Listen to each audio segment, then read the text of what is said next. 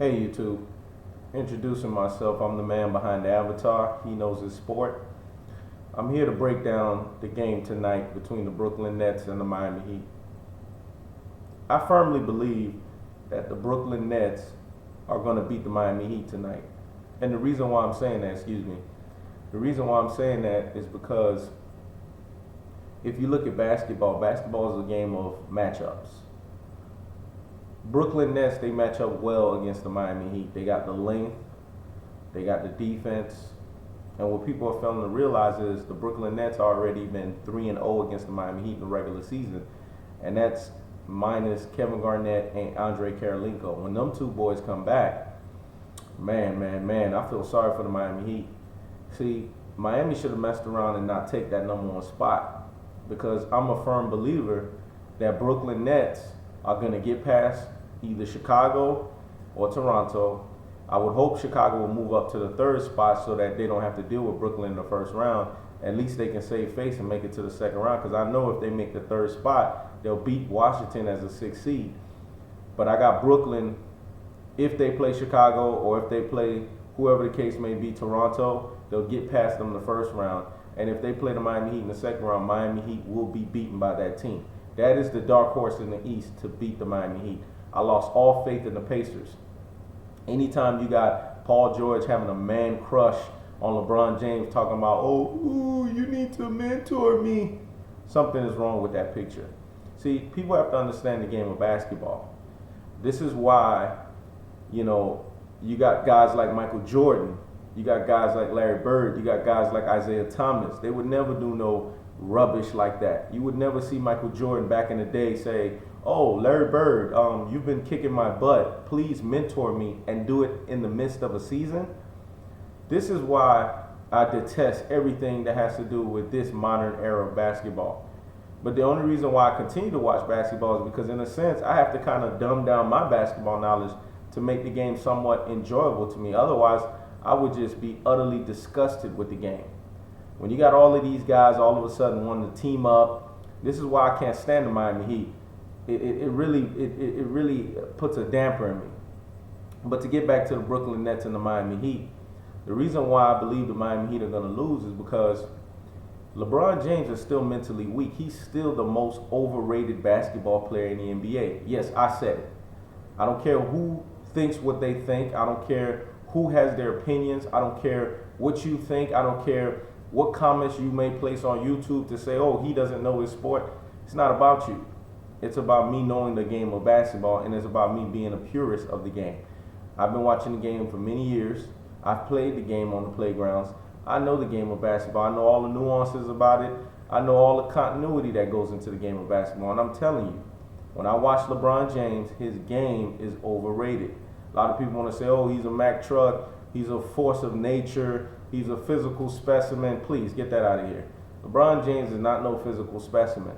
And see, what people don't realize is his game is predicated on his athleticism. The Brooklyn Nets will expose that. See, LeBron James, the scouting report you put on him is you still try to make him shoot from the outside.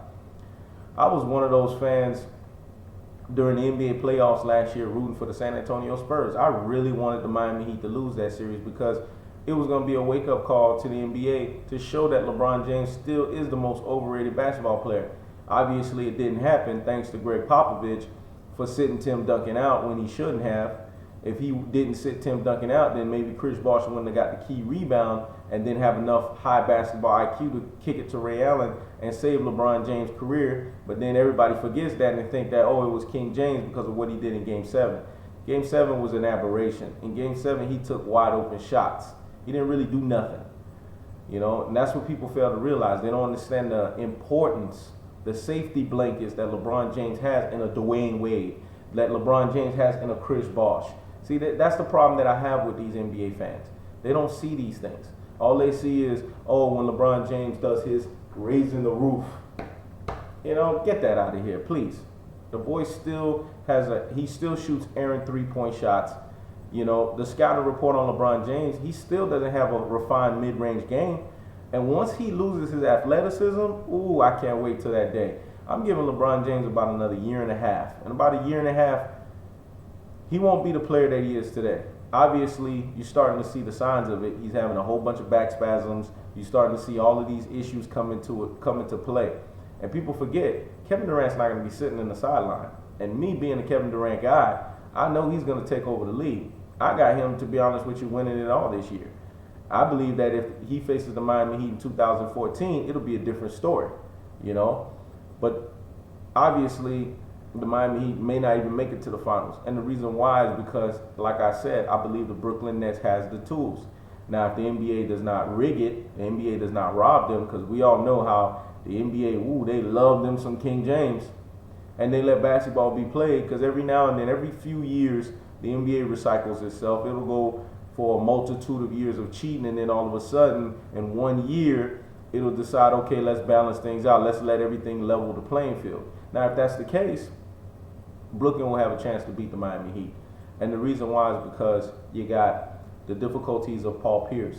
See, people don't understand, you got a lot of people out there saying, Paul Pierce is probably a shell of himself. Well, rightfully so. He may not be fully the truth that he once was, but he's still a very crafty player. He's still a player that knows how to beat Dwayne Wade. He's a player that still knows the intangibles it takes to beat a LeBron James. Because, see, basketball is not all about having all the talent in the world. In all essence, basketball is about one thing. It's about who has more heart. See, people don't understand that. People always looking at, stats and this and that. And see, that's the thing with LeBron James. He's a stat pattern. Other than that, he doesn't impact the game in any meaningful ways. Yes, I said it, and I will say it again. I don't know why people, have all of a sudden think that this guy's the second coming of Michael Jordan. No, he's not.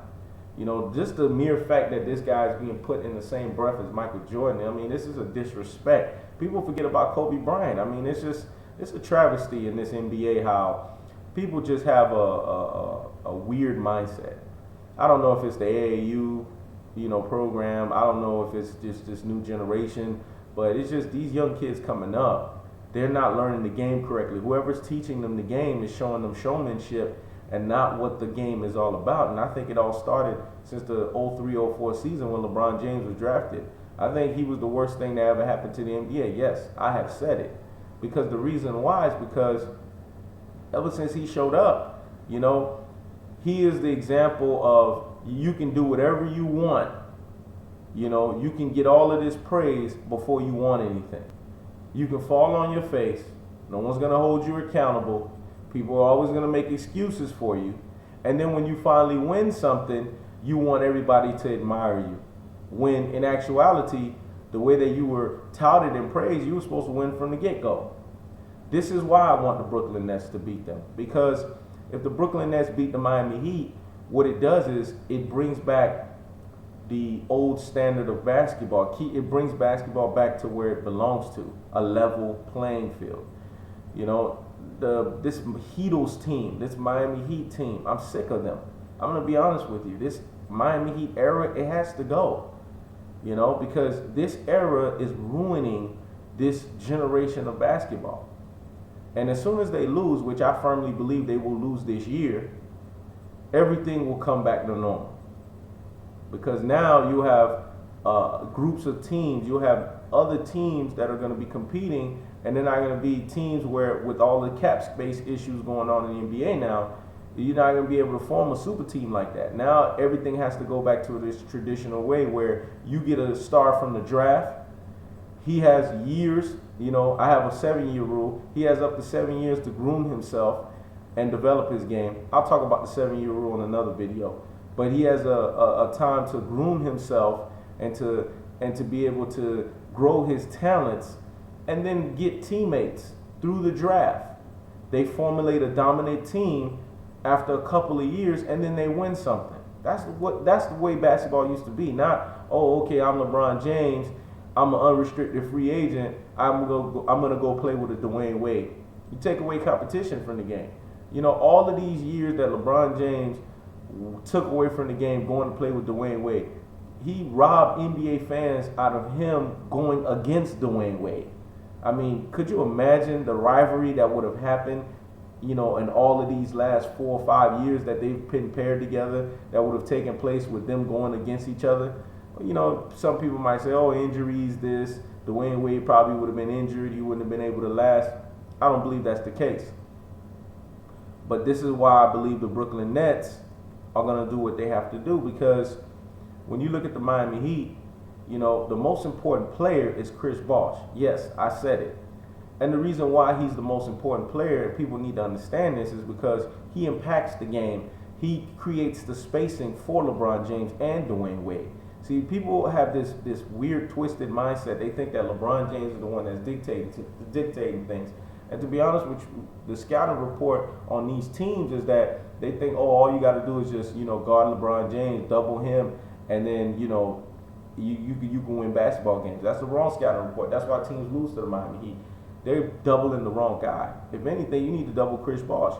Because if you watch any meaningful Miami Heat games, if you are a true Miami Heat Advent fan, you'll know what I'm talking about. When Chris Bosh does not go off and Chris Bosh does not impact the games, the Miami Heat does not win. And this is what the Brooklyn Nets are going to do. They're going to exploit Chris Bosh. They got two guys that can do that. They got Kevin Garnett. Yes, Kevin Garnett may not be the physical specimen that he once was, but Kevin Garnett makes up for that with here. See, people don't understand. Basketball is 90% mental, 10% physical. That's the way it's always been. And Kevin Garnett is a way more mental basketball player than Chris Bosh. And then you got Andre Bloch. Yes, Andre Bloch may have not been playing on the level he's been playing maybe a couple years ago, but he's still a very solid player that can body you up. He can provide spacing. He can do all of the things necessary that a big man is supposed to do. He plays the game in a fundamental way that big men are supposed to play. And he brings a certain grit and toughness to him. And see, what people not failing to realize is you got Andrei Karolinko. Not only is he long enough as a small forward to guard LeBron James, he'll also help on Chris Bosh. And this is the reason why I think the Miami Heat are going to lose that series, because they're going to neutralize Chris Bosh. Because if Dwayne Wade and LeBron James are going off and everybody else on the Miami Heat is being shut down, how are they going to win that game? How are they going to win the series? This is the reason why I have the Brooklyn Nets winning. Because it's a matchup nightmare when you have to guard two guys that can kill opponents in the fourth quarter, like ISO Joe. He's 2.5 inches taller than Dwayne Wade. We saw it before Dwayne Wade got together with LeBron James, and they formed this supposed super team in Miami when he was playing against Joe Johnson those last two previous years in the postseason. Everybody saw what Joe Johnson was doing to him. Yeah, that Atlanta team was deep, but I'm talking about them one-on-one coverages. Joe Johnson put it out there that Wade couldn't guard him, because the thing that people don't understand is Wade is an elite perimeter defender, but Wade can't guard people that got height. He can't guard people that can body him up, back him down, and pretty much, put it on him. And ISO Joe got all of that repertoire to do those things. Paul Pierce, on the other hand, LeBron James, although, he plays great help defense, his on-ball defense is suspect at best. It's not really good. And people overrate LeBron James. They think, oh, he's such a great defender. That's not the case. Especially when you're playing with a guy who is cerebral like Paul Pierce, he's going to do everything that he needs to do to win the basketball game. As we saw in the regular season, we saw what he did in those fourth quarters. I mean, that goes without saying. But the biggest X factor is not those two guys. The biggest X factor, actually, I got two X factors for the Brooklyn Nets, is Deron Williams and Sean Livingston. If those two guys show up, which I believe that they will show up, the Miami Heat, they're scarred. And the reason why I'm saying that is because Deron Williams, if he can return to somewhat of his Utah Jazz state, Mario Chalmers and Norris Cole will have a hard time staying in front of him. See, what people don't realize is Miami Heat don't only have a center problem. They have a problem at the point guard position. And if you have an elite point guard that can give them problems a la 2011 when they played Dallas Mavericks in the finals, you can beat that team. And Deron Williams is going to have to be somewhat. He doesn't need to be the fullness of what he was in Utah, but he has to be somewhat what he was in Utah if they're going to have a chance. And Sean Livingston, I have him as even a higher X factor because his wingspan, his height, he's 6'7", playing the point guard position. All he has to do is back down Chalmers or Norris Cole all day. We've seen him do it 3 times in the regular season. I know a lot of people are going to say, oh, the regular season is not the playoffs.